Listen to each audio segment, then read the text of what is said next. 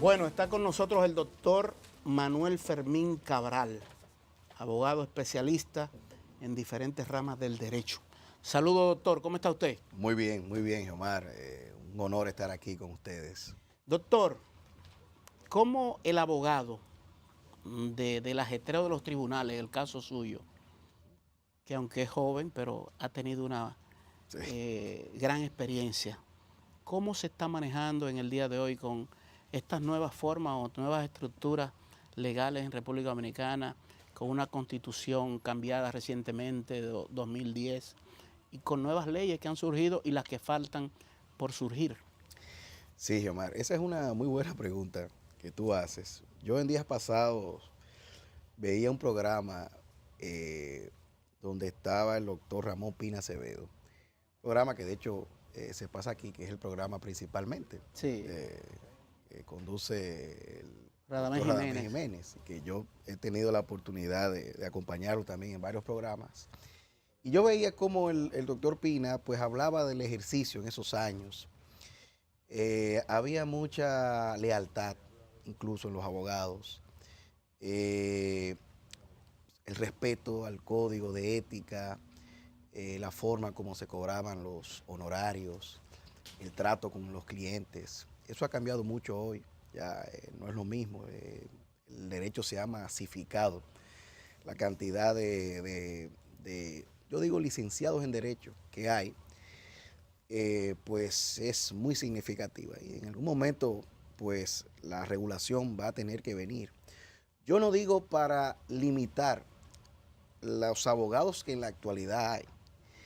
Yo creo que hay que fortalecer la formación del jurista, ir a las universidades, ver quiénes son los profesores, porque aquí cualquiera es profesor en una universidad.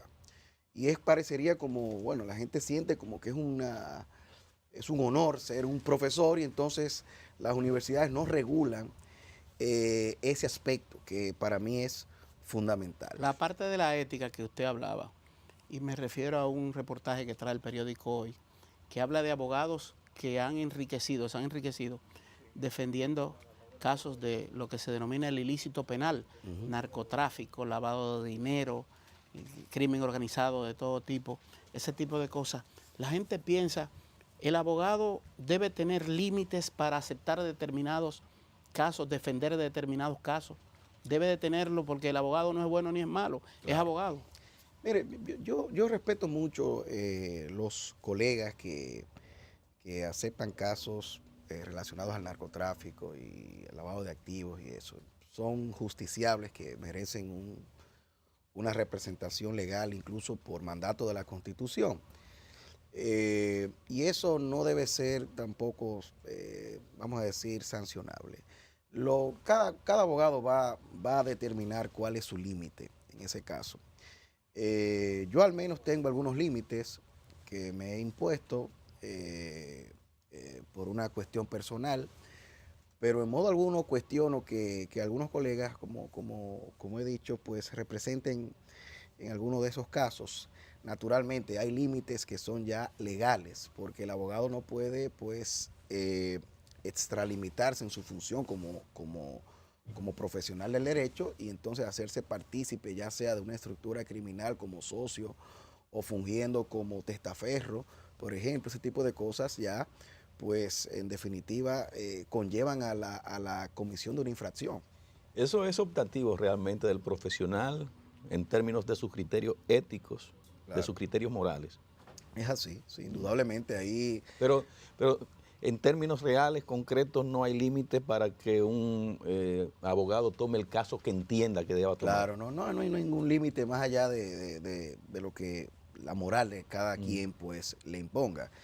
Es el caso de los defensores públicos que tienen que, por un mandato del legislador, asumir la representación en casos verdaderamente horrendos, por así decirlo, pero que es la labor del profesional del derecho y siempre que no riña con el código de ética, pues perfectamente lo pueden hacer. Hay una ética del abogado, o sea, qué cosas no hacer, qué cosas, fuera de no tomarle el dinero al cliente y no representarlo, fuera de, digamos, convertirse en parte de coartadas de criminales, de acusados. ¿Qué niveles, hasta dónde el abogado tiene que mirar a su adentro para decir no puedo hacer eso? Ahí, como dije, ahí hay muchos temas morales.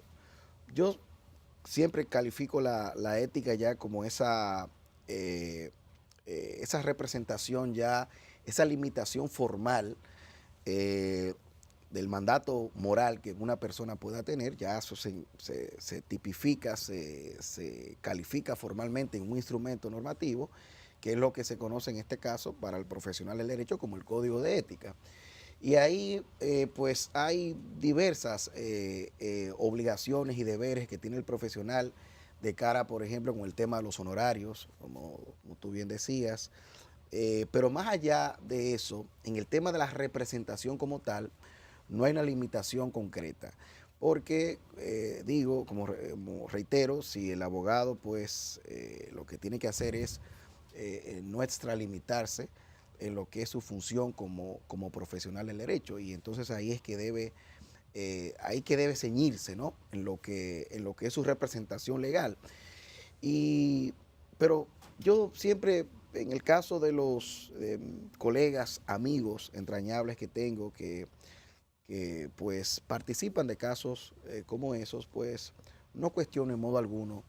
Y de hecho, en una ocasión critiqué pues los cuestionamientos que se le hicieron a un profesional muy amigo, uno de estos casos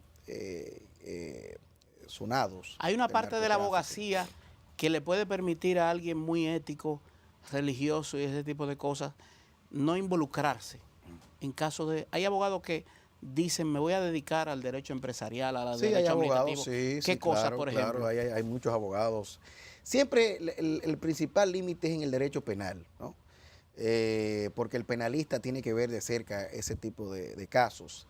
Ahora bien, yo siempre digo, en el derecho empresarial también hay mucho de la ética que se ha perdido, porque, por ejemplo, un narcotraficante utiliza compañías para adquirir bienes que son producto de los ilícitos que ha realizado, y ahí viene el tema del lavado de activos. El lavado de activos es un tipo penal complejo que para su comisión requiere precisamente de una estructura, en muchos casos corporativa, para poder materializar la infracción. Y entonces ahí vienen muchos abogados que se tildan que son abogados empresariales, pero que real y efectivamente en muchas ocasiones pues utilizan o más bien realizan sus servicios de cara a la comisión de esos ilícitos, ayudando a estructurar complejas o lo que se llama la ingeniería corporativa,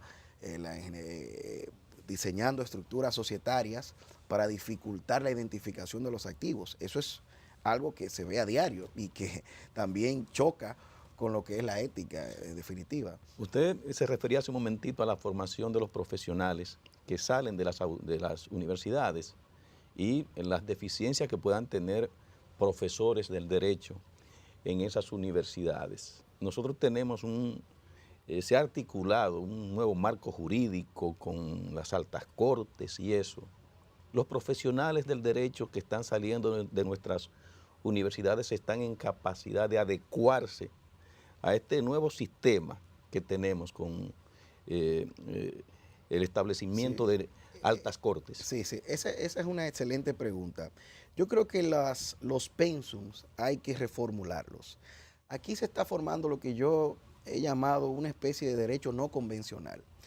Hay una parte de lo que es el derecho convencional muy relacionado con el derecho civil, con el derecho privado, que es lo que ven los estudiantes de derecho en las universidades, pero que no se ha transformado y no se ha adecuado a lo que son a lo que es la nueva realidad a partir de la Constitución del 2010.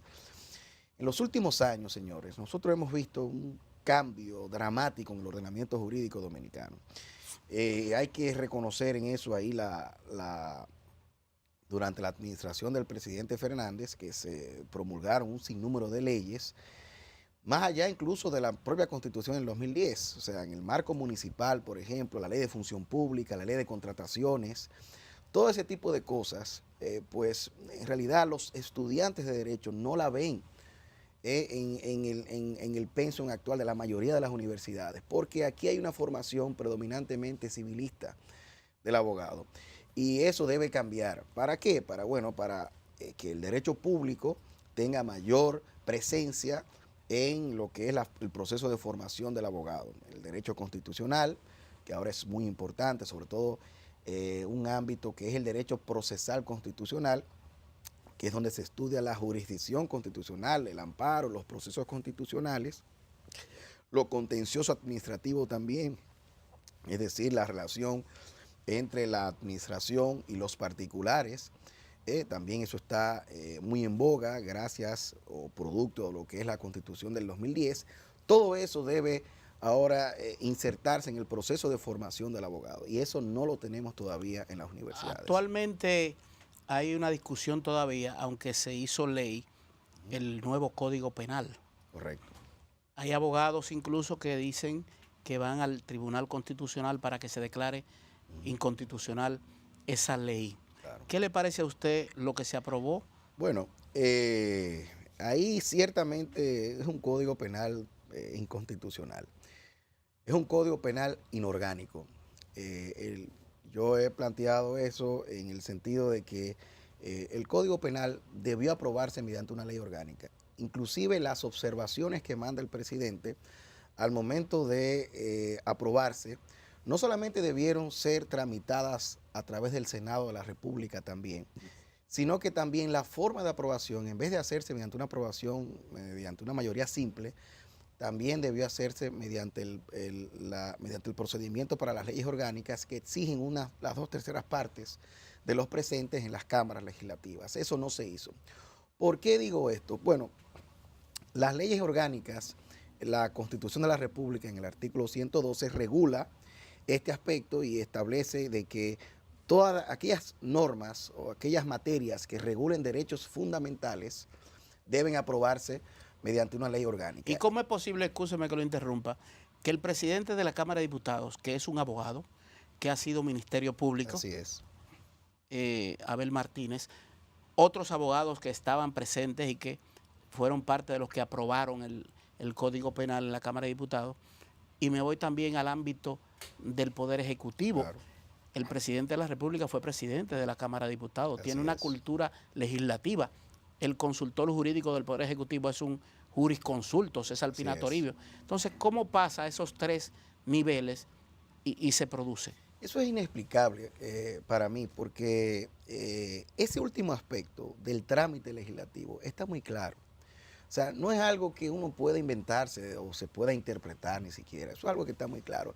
El tema de las leyes orgánicas, si es una ley orgánica o no, usted podrá interpretarlo. Para mí no es siquiera objeto de interpretación, eso es algo muy elemental, puesto que en España, que es de donde tomamos la redacción del 112 de la Constitución, se aprobó mediante una ley orgánica. El Código Penal Español de 1995 se aprobó mediante una ley orgánica. Una ley orgánica, para el que no tiene estos conocimientos jurídicos, ¿qué es en sí? Una ley orgánica es una ley que tiene una diferencia, una diferencia que se va en 2 vertientes. Una, el elemento material, es decir, el ámbito que aborda por la importancia que tiene esa materia determinada, entiéndase, los derechos fundamentales, la función pública, la organización de los poderes públicos, son materias que el constituyente derivado entendió que para poder legislarse necesitaba una mayoría especial, una mayoría cualificada, como se le llama. Entonces ese es el aspecto formal, que es la segunda diferencia que tiene con las leyes ordinarias. Entonces para eso se requiere la mayoría de las 2/3 partes. Es prácticamente el fundamento de esas leyes orgánicas, es que hay un mayor consenso sobre esas materias que, reitero, son trascendentales, son importantes, y el constituyente entendió entonces que debían aprobarse mediante una ley orgánica.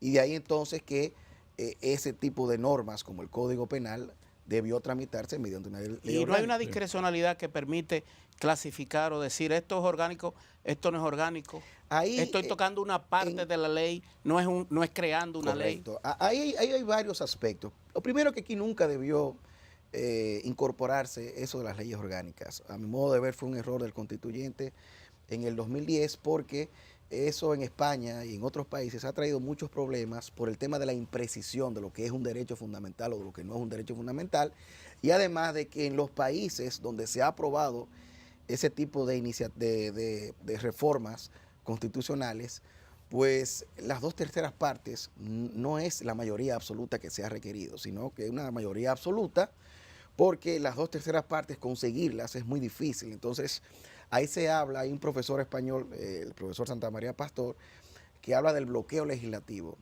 Y eso para mí fue un error que se dejó pasar ahí.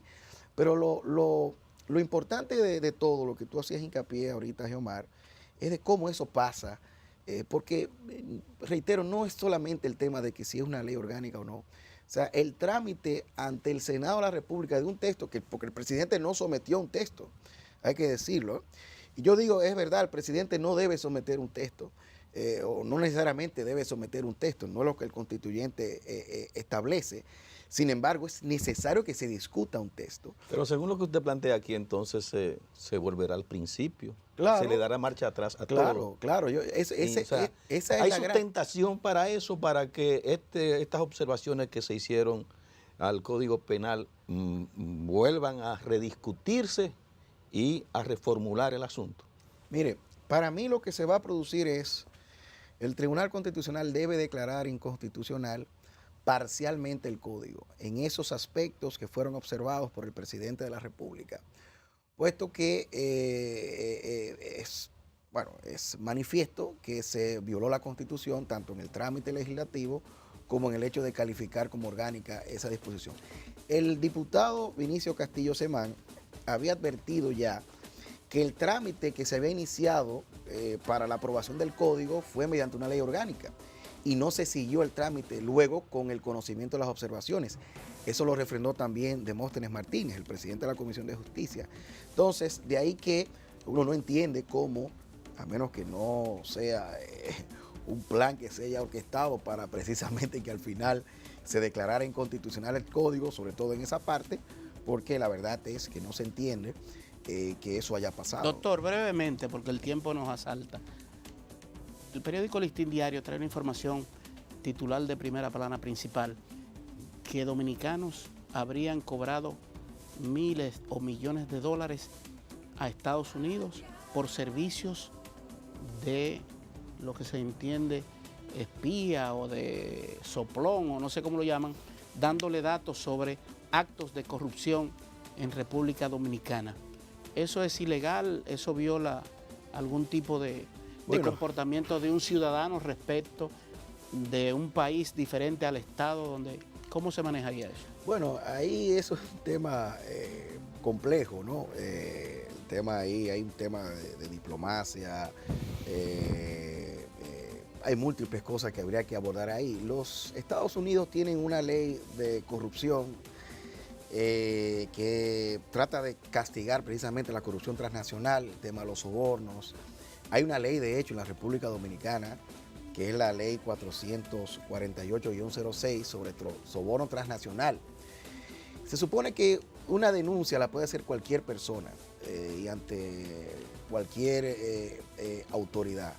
Ahora, la denuncia debe hacerse si el hecho ocurre en la República Dominicana por un tema de territorialidad del derecho penal, pues deben conocer las autoridades locales. Es decir, que la denuncia no debe tramitarse en principio por ante una autoridad distinta a lo que no sea el país local. Pero imagínense ustedes, eso son cosas de los imperios y eso ocurre siempre. Pero la verdad es que, bueno, en Estados Unidos existe esa ley y esa ley admite ese tipo de denuncias por cualquier vía que se admitan, ¿no? Y que se tramiten. Y sobre todo a esas empresas, hay una empresa ahora brasileña que tiene un gran problema en Estados Unidos, es Petrobras, por el tema de la corrupción. Y eso se tramitó así. Pero en ese caso se inician las investigaciones en Brasil, en el estado, en Brasil se inician las investigaciones, Wow. No fue en los Estados Unidos. Es decir, que eso ahí, lo que digo es que si se hacen esas denuncias, debieron tramitarse localmente, como manda la normativa Dicen penal. que para República Dominicana los Estados Unidos ha desembolsado 30 millones de pesos, De dólares. de dólares, en ese programa. Bueno, 30 millones de dólares es una cantidad. en 4 años. Doctor, muchas gracias. Saludos a la Siempre- familia. Gracias, Gemar, gracias. Siempre pues es un placer para mí estar en este prestigioso programa que siempre sigo, ¿no? Y lo felicito, ¿no? En estas Navidades y que el próximo Igual año para usted, sea- igual para usted. Ah, muchas Yo, gracias. yo no muchas quiero pleito, pero yo deseo que usted siga progresando. gracias. Vivimos de eso, ¿eh? Los abogados vivimos de los pleitos, hay que decirlo. Bueno, ha sido el doctor Manuel Fermín Cabral, abogado, joven, dedicado al derecho empresarial, derecho administrativo y muchas áreas del derecho, especialista del derecho. A ustedes muchas gracias. Mañana nuevamente estaremos con ustedes en otra entrega del programa A Diario.